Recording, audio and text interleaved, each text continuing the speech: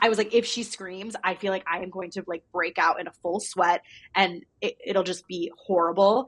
And my daughter was totally fine. But what somebody said to me before the flight was like, you just have to remember, and this goes for like everything with a baby, honestly, being out in public with a baby, you have to remember that like you will never see these people again. So if you're that person whose baby is screaming, you might have a really hard time, as will your baby, for an hour or 2 hours or 12 hours, Kira.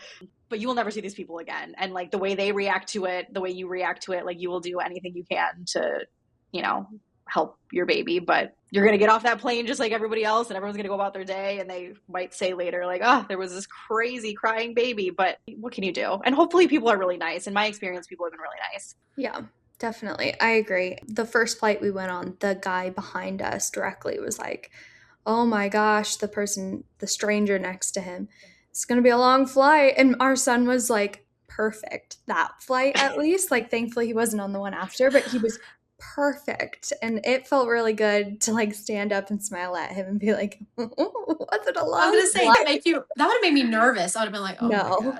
my God. No, I was just like, wow, you're so miserable. What's wrong with you? It's true.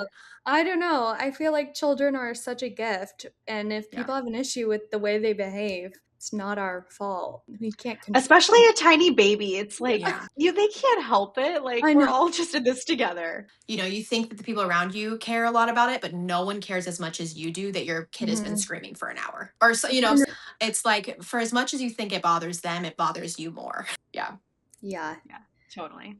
And I wish we had a perspective for toddler travel, because I am definitely a little bit more nervous with that. With a baby, there's only so many things. It's either they're hungry, they have a wet diaper, they're tired, they're overstimulated. But like with a toddler, God knows, I have no idea what to do. So at that point, I feel like it's just like disassociation till you get there is what I would assume people do. Yeah, when they're so little, I mean, everyone's like, they'll just sleep. And in my experience, so we went on like a 2-leg trip for our first. So we actually took 4 flights in total by the time we were home. And each one was its own experience, I will say. The very first one, though, that 1-hour flight, she was a dream. It was the morning. And I was like pep talking her when we were like at the gate. I was like, okay, here's what's going to happen. We're going to get on this plane. It's going to be different. You've never seen this before.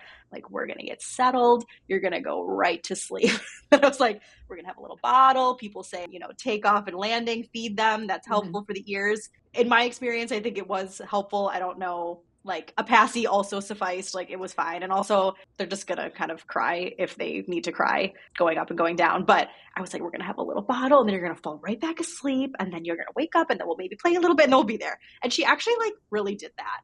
The first 2 flights we took were in the morning. And while it sucked getting up at like 4 a.m. to like get to the airport and make a 7:30 flight, whatever, I felt like she was much more chill in the morning and sleepy and content. On the way home, we took 2 flights later in the day, and it was way different. It was horrible. She was like, you know, by the end of the day, they sometimes have longer wake windows, and she was just like fussy and awake and overtired. And then we were like feeding her to like help the situation. It was the only thing that like would stop her from crying. And then she was just like projectile spitting up all over the place. So pack extra outfits, and maybe pack layers for yourself, because by the time I left that flight, I was covered in spit up. And thankfully it was like the last one, we were going to be home, and I really could care less about my appearance and that I was covered in spit up. But I was like, I am soaking wet. Like, this is crazy.